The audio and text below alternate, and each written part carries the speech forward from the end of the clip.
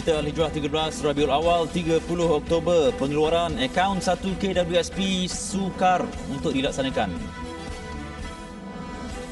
Juga RM200 juta atasi masalah gangguan air akibat pencemaran.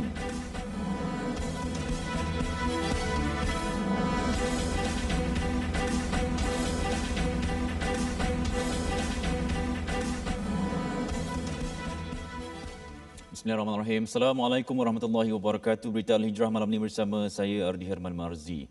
Cadangan berhubung pengeluaran akaun 1 kumpulan wang simpanan pekerja KWSP bagi menampung keperluan rakyat berdepan COVID-19 sukar dipertimbangkan oleh kerajaan. Perdana Menteri Tan Sri Muhyiddin Yassin berkata wang tersebut merupakan simpanan masa depan dan sekiranya dibenarkan, penyimpan akan berdepan masalah lebih besar di masa akan datang. Saya nak beritahu sukar untuk kita menimbangkan perkara itu. Bukan kerana kita tidak mahu. Sekarang pun tanpa mengeluarkan bantuan itu, kita sudah menyediakan berbilion-bilion ringgit. Yang terakhir dulu hampir 7 bilion ringgit kita gunakan untuk membantu rakyat jelata. Yang akan datangi jangan tanya saya. Mungkin juga berbilion-bilion ringgit yang akan kita keluarkan untuk membantu semua peringkat rakyat jelata. Tetapi saya sedar kalau kita membenarkan perkara itu dilaksanakan, mengeluarkan segala simpanan EPF yang masih berbaki tak tahulah berapa ribu ringgit, saudara akan menghadapi satu masalah yang lebih besar lagi.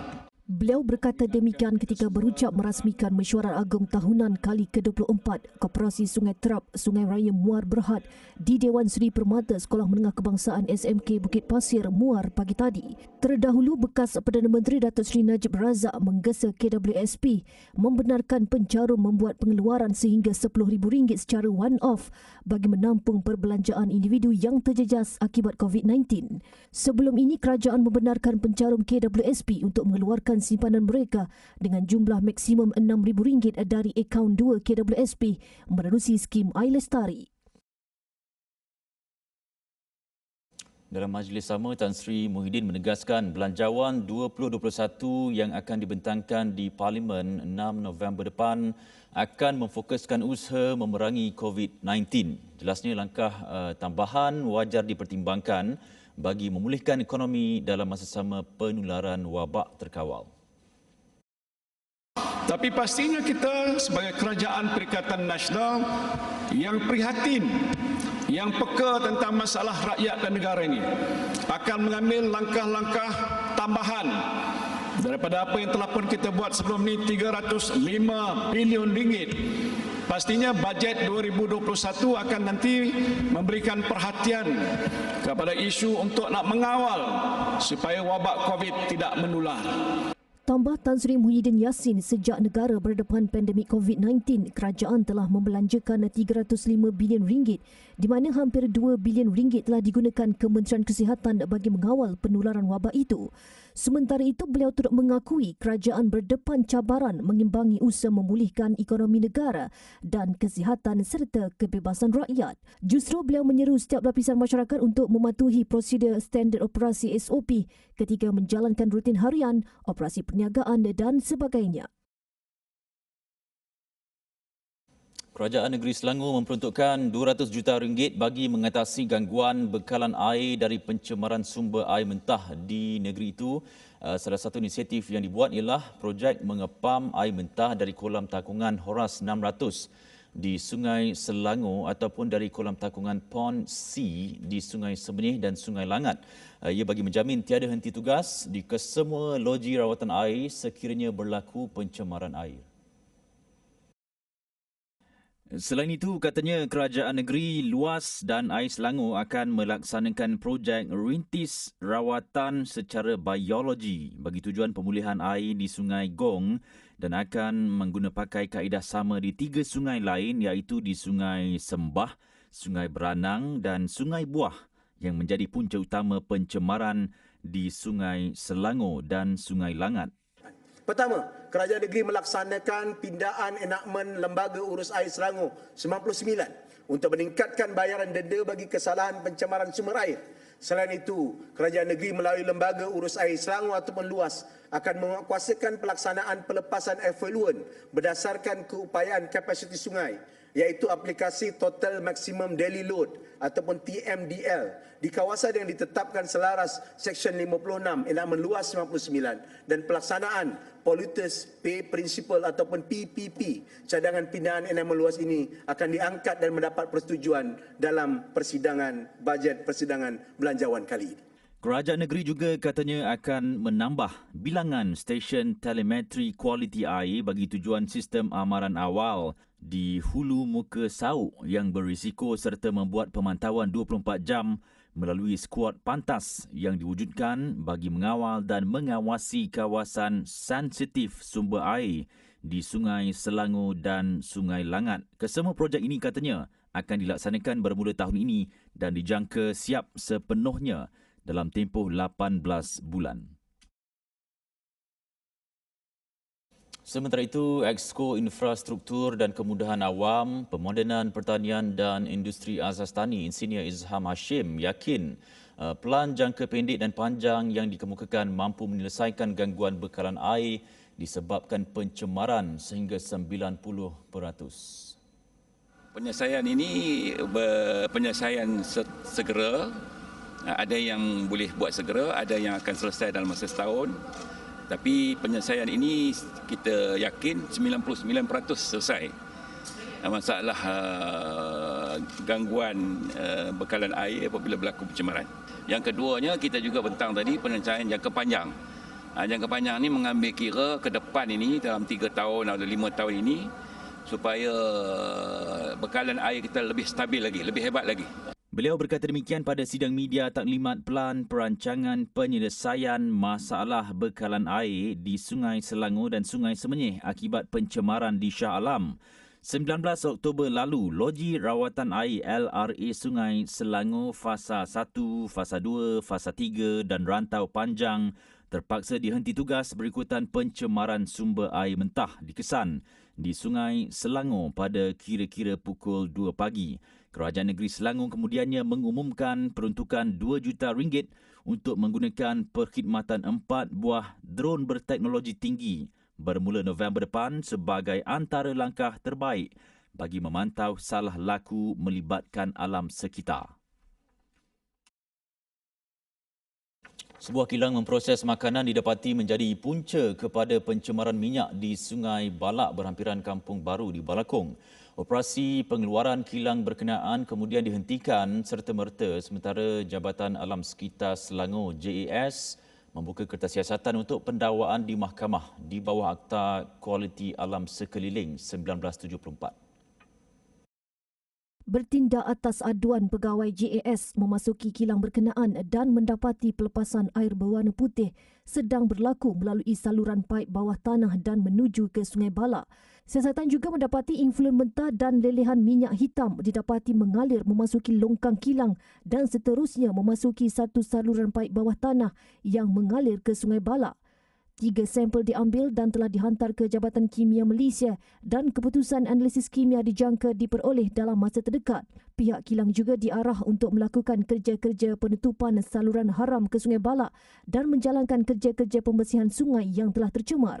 Kertas siasatan dibuka untuk pendakwaan di mahkamah bagi kesalahan-kesalahan di bawah Seksyen 25-1 dan Peraturan-Peraturan Kualiti Alam Sekeliling Influen Perindustrian 2009, Akta Kualiti Alam Sekeliling 1974.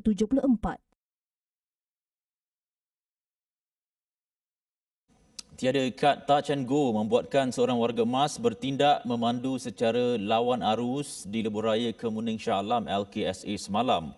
Ketua Polis Daerah Shah Alam ACP Baharudin Mat Tahib berkata warga emas berusia 73 tahun itu tiba di Plaza Tol Muda dan berpatah balik ke rumahnya dengan melawan arus.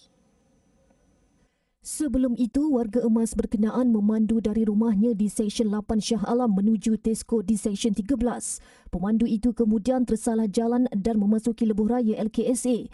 Tambah ACP Baharudin, dalam kejadian kira-kira pukul 5 petang semalam itu, lelaki warga tempatan telah memandu melawan arus di lebuh raya itu menghala ke pusat bandar Shah Alam menyebabkan kemalangan di kilometer 3.1 dan kilometer 6.6. Kemalangan pertama melibatkan sebuah kereta Honda City yang terbabas dan terbalik selepas cuba mengelak kereta dipandu suspek di kilometer 3.1 menghala pusat bandar Shah Alam. Pemandu warga emas itu kemudian melanggar sebuah proa Myvi di kilometer 6.6 lebuh raya terbabit. Kejadian itu dirakam seorang pengguna jalan raya dan video terbabit tular di media sosial. ACP Baharudin berkata warga emas terbabit ditahan semalam dan kes berkenaan disiasat di bawah Seksyen 42/1 APJ 1987 kerana memandu secara melulu. Seorang wanita kerugian RM45,000 selepas diperdaya bomoh kononnya untuk tujuan perubatan. Modus operandi suspek adalah dengan mengambil kesemua barang kemas milik mangsa selepas memaklumkan bahawa barang perhiasan emas akan mendatangkan mudarat.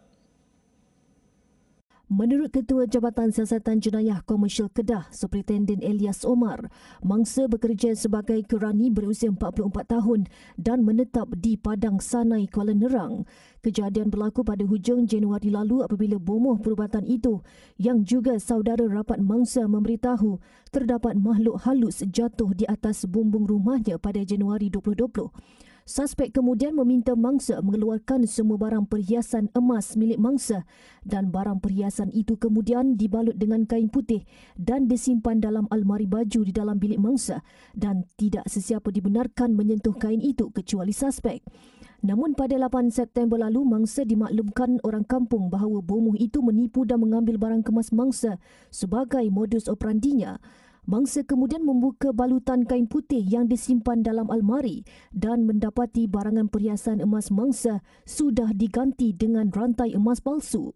Sementara itu, terdapat 4 laporan lain melibatkan suspek sama di Padang Sanai pada 25 Oktober lalu. Kertas siasatan telah dibuka dan kes disiasat mengikut Seksyen 420 Kanun Keseksaan kerana menipu. Seorang anggota polis berpangkat konstebel yang didakwa atas pertuduhan merompak gelang tangan emas dan wang milik seorang lelaki hari ini memberitahu Mahkamah Session Kuala Lumpur bahawa ibu bapanya menangis selepas mengetahui dia ditangkap berhubung kejadian itu. Muhammad Firdaus Syed Hussein, 25 tahun, memaklumkan demikian semasa rayuan supaya dia dibenarkan diikat jamin di hadapan Hakim Hasbullah Adam. Memetik bernama Muhammad Firdaus yang tidak diwakili peguam merayu agar mahkamah membenarkan jaminan dengan alasan dia menanggung keluarga, memandangkan isterinya tidak bekerja dan mempunyai 2 anak masing-masing berusia 2 tahun dan 5 bulan.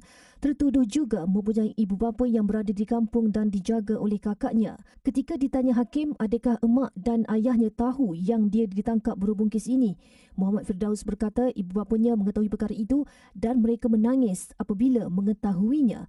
Terdahulu, Muhammad Firdaus mengaku tidak bersalah selepas pertuduhan terhadapnya dibacakan jurubahasa mahkamah. Tertuduh didakwa bersama-sama seorang lagi yang masih bebas telah melakukan rompak berkumpulan iaitu 2 utas gelang tangan emas dan wang sejumlah RM275 milik Syaiful Yazan Hassan, 57 tahun, di sebuah rumah di Flat Seri Melaka Ceras pada 1 pagi 13 Oktober lepas. Pertuduhan mengikut Seksyen 395 Kanun Keseksaan yang memperuntukkan hukuman penjara maksimum 20 tahun dan juga sebat jika sabit kesalahan. Mahkamah membenarkan tertuduh diikat jamin RM2,000 dengan seorang penjamin dan menetapkan 7 Disember untuk sebutan semula kes. 19,000 karton rokok seludup dirampas pasukan Polis Marine PPM Tok Bali wilayah 3 dari 3 buah bot penumpang di Kuala Besut Terengganu malam semalam. Rokok putih jenama Zone King yang ditemui di 380 peti itu bernilai RM2.8 juta. Mereka menggunakan bot penumpang bagi mengaburi pihak berkuasa sebelum memasuki perairan Kelantan, Terengganu dan Pahang menerusi kuala serta sungai di sepanjang pantai termasuk di laluan tikus. So dalam kes ini kita percaya modus operandinya adalah rokok putih itu dipercayai dari negara jiran dibawa oleh kapal kargo ke tengah laut melalui perairan antarabangsa. Dan apabila sampai di tengah laut, rokok-rokok ini akan ditransfer ke bot-bot speedboat ini di tengah laut dan seterusnya akan dibawa masuk ke perairan di pantai timur ini melalui sungai-sungai dan juga lorong-lorong tikus di sepanjang pantai. Menurutnya, serbuan dibuat di kawasan tebing sungai itu selepas anggota dan pegawainya membuat intipan selama 4 jam. Bagaimanapun, 4 hingga 5 suspek yang berada di sekitar lokasi kejadian berjaya melarikan diri ke dalam hutan berhampiran selepas menyedari kehadiran polis. DSP Az-Zuhar berkata nilai keseluruhan rampasan adalah 3.95 juta ringgit termasuk bot, dan ia adalah yang terbesar tahun ini selepas rampasan pada 26 Oktober lalu yang membabitkan 3.1 juta ringgit.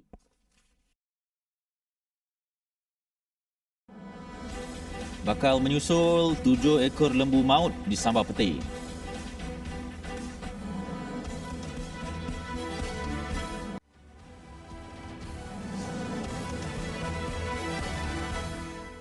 Akta Pencegahan dan Pengawalan Penyakit Berjangkit 1988 atau Akta 342 sedang dipinda untuk menghalang penularan COVID-19 jika pilihan raya umum diadakan dalam tempoh terdekat. Ketua Pengarah Kesihatan Tan Sri Dr. Nur Hisham Abdullah berkata 3 prinsip perlu dipatuhi, iaitu tidak boleh rentas negeri atau daerah, tidak boleh kempen beramai-ramai dan tidak boleh walkabout. Akta 342 kita telah draftkan Akta 342 pada tahun 1988. Jadi mungkin dah sampai masa untuk kita melihat kembali Akta 342. Ketika kita draftkan Akta 342 ni, kita tak jangkakan untuk pandemik kita gunakan untuk penyakit berjangkit. Tetapi keperluan untuk kita melihat semula pindaan yang seharusnya dijalankan, jadi itu penting. Sama ada kita mempunyai kuasa yang lebih kepada akta perlembagaan, contohnya melihat kepada pilihan raya dan sebagainya. Ini pun satu kita kena rujuk kepada pihak AG. Sementara itu, 799 kes baharu COVID-19 dilaporkan hari ini dan daripada jumlah itu 466 kes direkodkan di Sabah. 3 kes kematian dilaporkan di Sabah yang menjadikan jumlah kumulatif kematian disebabkan COVID-19 di negara ini meningkat kepada 249. Kes kematian itu membabitkan 2 lelaki dan seorang wanita berusia antara 53 hingga 70 tahun. Peniaga atau mereka yang tidak mempunyai majikan dinasihatkan memohon surat kebenaran dengan polis untuk merentas negeri yang berada dalam Perintah Kawalan Pergerakan Bersyarat PKPB.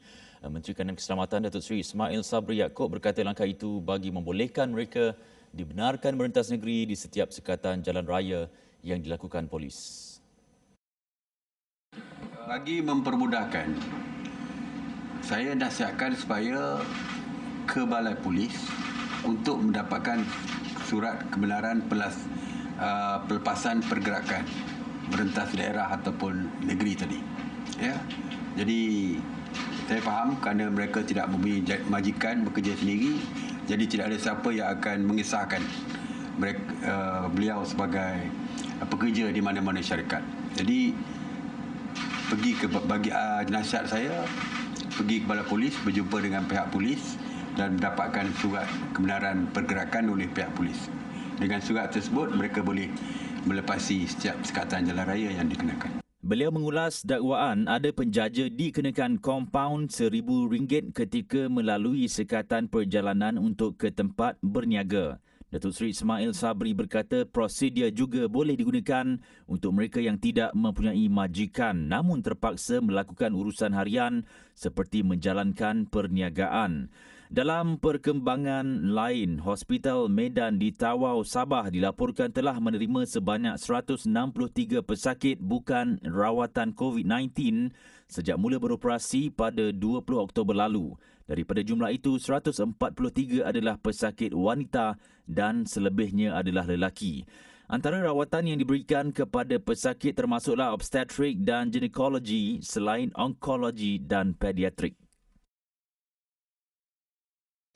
Perintah Kawalan Pergerakan Bersyarat PKPB dinilai yang bermula 28 Oktober lepas tidak melibatkan semua kawasan. Exco Sumber Manusia, Perladangan dan Hal Ehwal Bukan Islam Negeri J. Arul Kumar berkata timbul kekeliruan dalam kalangan warga Nilai berhubung perkara itu, sedangkan hanya 35 lokaliti atau taman yang berada dalam kawasan Bandar Baru Nilai yang terlibat. Menurutnya hanya sebuah masjid, 15 surau, 3 kuil dan 6 gereja di kawasan PKPB ditutup sejak Rabu lepas. Selepas pengumuman dilakukan, Jabatan Ahli-Ehwal Agama Islam Negeri Sembilan juga telah pun mengeluarkan satu kenyataan menyatakan bahawa satu masjid dan 15 surau di kawasan PKPB ini tidak boleh dibuka. Sama juga kita juga ingin memaklumkan bahawa dalam kawasan PKPB ini juga berkaitan dengan tempat-tempat ibadat bukan Islam.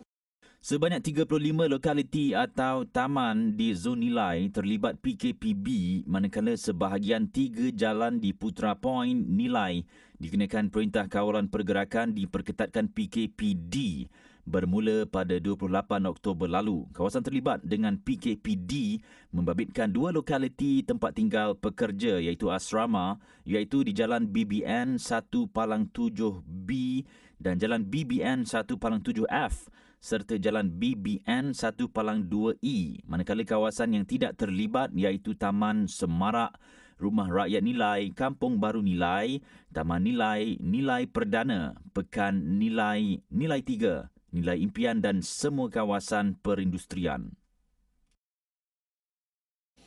Pendakwah Abid Liu meneruskan misi bantuan dengan menghantar barangan perubatan ke Sabah. Menerusi perkongsian di Facebook rasminya, Abid meluahkan perasaan risau dengan keadaan rakyat di Sabah selepas menerima banyak mesej meminta bantuan. Barangan yang dihantar termasuk kelengkapan pelindungan diri PPE, pelindung muka face shield dan pelindung kasut untuk keperluan petugas barisan hadapan. Kesemua keperluan itu dihantar menggunakan perkhidmatan Raya Aris. Abid antara individu terawal yang turun padang menghulurkan bantuan makanan serta perubatan sejak negara dilanda COVID-19. Bantuan Abid itu mendapat pujian warganet dengan kebanyakan menzahirkan penghargaan terima kasih kerana bertindak pantas membantu mereka yang memerlukan ketika berdepan kesukaran pandemik ini. Luluh hati seorang warga Mas melihat 7 ekor lembu miliknya mati bergelimpangan selepas dipanah petir jam 5 petang semalam di kampung Gemuruh Tepuh, Kuala Nerus. Kejadian tidak disangka itu menyebabkan Ahmad Hussein, 82 tahun, kerugian RM20,000. Kejadian itu disedari selepas dimaklumkan anaknya Zulkifli Ahmad dan mereka terkejut melihat lembu yang berusia 1 hingga 10 tahun itu bergelimpangan. Ada lembu tu menaga habis lah. Tak ada gerak apa dah. Dia perut kembung apa tu kini ya. Mulut lembu air habis lah. Lembu air habis lah. Jadi berapa ekor tinggal sekarang? Tinggal sekarang ni kena anak baru dalam 3 bulan. 2 ekor lah. Dalam 3 bulan 2 ekor tinggal sekarang ni. Orang kerugian? Kerugian lebih kurang RM20,000 lah. RM20,000 lah kerugian 7 ekor nilai. Tambahnya 3 ekor daripada lembu yang mati itu sedang bunting dan kini hanya tinggal 2 ekor anak lembu berusia 3 bulan yang masih hidup. Kejadian seumpama ini tidak pernah berlaku sejak menternak lembu lebih 30 tahun lalu. Selepas ini, manusia naik layang-layang undang risiko.